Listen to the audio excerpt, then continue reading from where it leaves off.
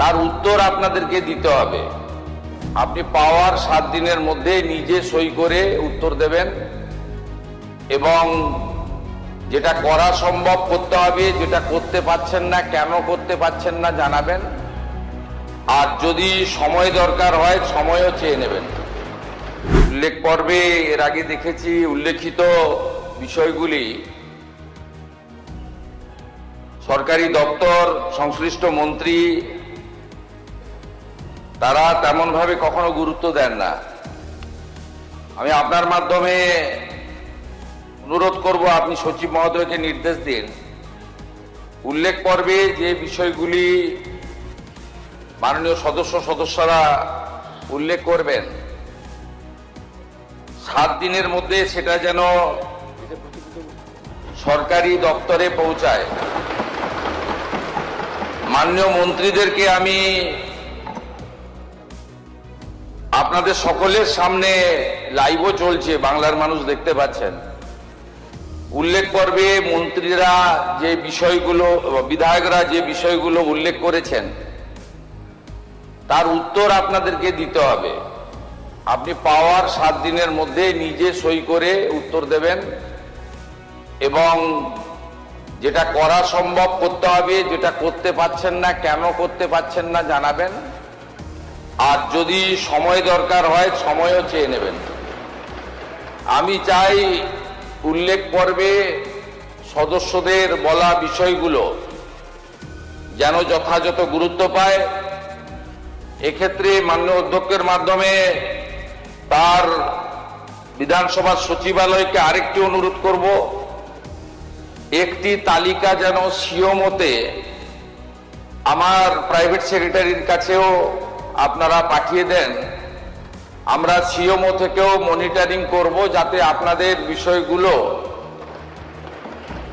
গুরুত্ব সহকারে করা যায়। এবং আমি নিজে আপনাদেরকে কমপ্লায়েন্স রিপোর্ট 3 মাস অন্তর অন্তর মুখ্যমন্ত্রীর দপ্তর থেকে আপনাদেরকে কমপ্লায়েন্স রিপোর্ট পাঠিয়ে দেব, যাতে আপনাদের বলা বিষয়গুলি শুধু বলার জন্য নয়, সেটা কার্যকর হয়।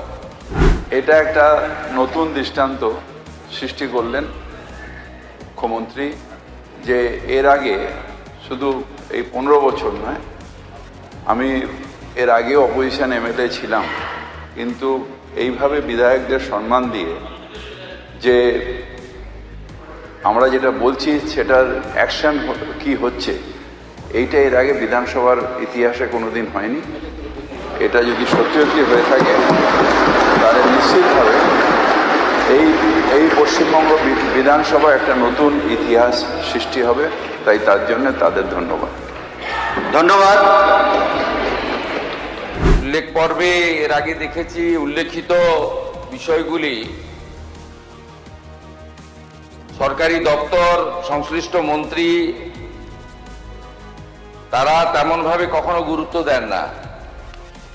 আমি আপনার মাধ্যমে অনুরোধ করব, আপনি সচিব মহোদয়কে নির্দেশ দিন, উল্লেখ পর্বে যে বিষয়গুলি মাননীয় সদস্যরা উল্লেখ করবেন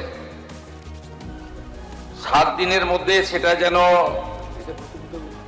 সরকারি দপ্তরে পৌঁছায়। মাননীয় মন্ত্রীদেরকে আমি আপনাদের সকলের সামনে, লাইভও চলছে, বাংলার মানুষ দেখতে পাচ্ছেন, উল্লেখ পর্বে মন্ত্রীরা যে বিষয়গুলো, বিধায়করা যে বিষয়গুলো উল্লেখ করেছেন তার উত্তর আপনাদেরকে দিতে হবে। আপনি পাওয়ার 7 দিনের মধ্যে নিজে সই করে উত্তর দেবেন এবং যেটা করা সম্ভব করতে হবে, যেটা করতে পারছেন না, কেন করতে পারছেন না জানাবেন। আর যদি সময় দরকার হয় সময়ও চেয়ে নেবেন। আমি চাই উল্লেখ পর্বে সদস্যদের বলা বিষয়গুলো যেন যথাযথ গুরুত্ব পায়। এক্ষেত্রে মাননীয় অধ্যক্ষের মাধ্যমে তার বিধানসভার সচিবালয়কে আরেকটি অনুরোধ করব, একটি তালিকা যেন সিও মতে আমার প্রাইভেট সেক্রেটারির কাছেও আপনারা পাঠিয়ে দেন। আমরা সিওমো থেকেও মনিটরিং করব যাতে আপনাদের বিষয়গুলো গুরুত্ব সহকারে করা যায় এবং আমি নিজে আপনাদেরকে কমপ্লায়েন্স রিপোর্ট 3 মাস অন্তর অন্তর মুখ্যমন্ত্রীর দপ্তর থেকে আপনাদেরকে কমপ্লায়েন্স রিপোর্ট পাঠিয়ে দেব, যাতে আপনাদের বলা বিষয়গুলি শুধু বলার জন্য নয়, সেটা কার্যকর হয়। এটা একটা নতুন দৃষ্টান্ত সৃষ্টি করলেন মুখ্যমন্ত্রী, যে এর আগে শুধু এই 15 বছর নয়, আমি এর আগেও অপোজিশন এমএলএ ছিলাম, কিন্তু এইভাবে বিধায়কদের সম্মান দিয়ে যে আমরা যেটা বলছি সেটার অ্যাকশন কি হচ্ছে, এইটা এর আগে বিধানসভার ইতিহাসে কোনোদিন হয়নি। এটা যদি সত্যি হয়ে থাকে তাহলে নিশ্চিতভাবে এই পশ্চিমবঙ্গ বিধানসভা একটা নতুন ইতিহাস সৃষ্টি হবে। তাই তার জন্য তাদের ধন্যবাদ। আমাদের ভিডিও ভালো লাগলে লাইক এবং শেয়ার করুন। কমেন্ট সেকশনে গিয়ে জানান আপনাদের মতামত। আরও ভিডিও পেতে আমাদের চ্যানেল সাবস্ক্রাইব করুন এবং প্রতি মুহূর্তে খবরের আপডেট পেতে প্রেস করুন বেল আইকন।